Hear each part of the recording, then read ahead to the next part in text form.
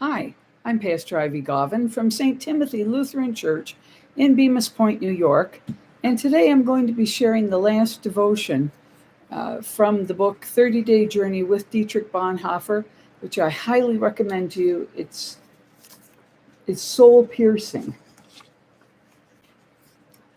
He writes, I thought I myself could learn to have faith by trying to live something like a saintly life. I suppose I wrote Discipleship at the end of this path. Today, I clearly see the dangers of that book, though I still stand by it. Later on, I discovered, and am still discovering, to this day, that one only learns to have faith by living in the full this worldliness of life.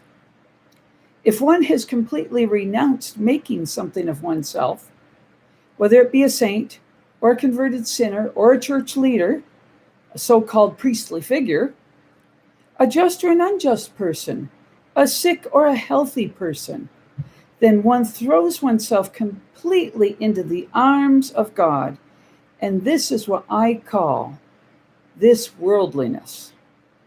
Living fully in the midst of life's tasks, questions, successes, and failures, experiences and perplexities, then one takes seriously no longer one's own sufferings, but rather the sufferings of God in our world.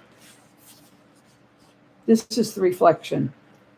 Sometimes we hope that faith will solve all our problems, answer all our questions, cure us of all doubts. We think everything will finally make sense if only we just believe. But things are rarely so simple.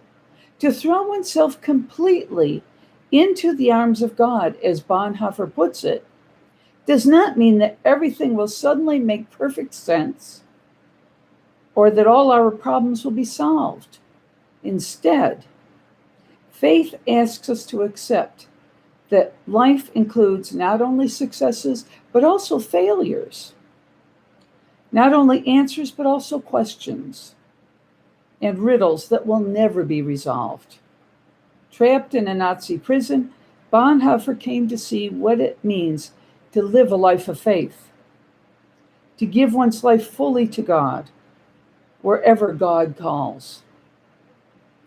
Shortly before he was marched to his execution at Flossenburg concentration camp, Bonhoeffer reportedly said, "This is the end. For me, the beginning of life. This world is only a taste, but a taste nonetheless, of the new creation that God has begun in Jesus Christ." Take a moment to be grateful, not only for success, but also for failure, not only for answers, but also for questions. Consider how all of these things are gifts from God. Take care and God bless.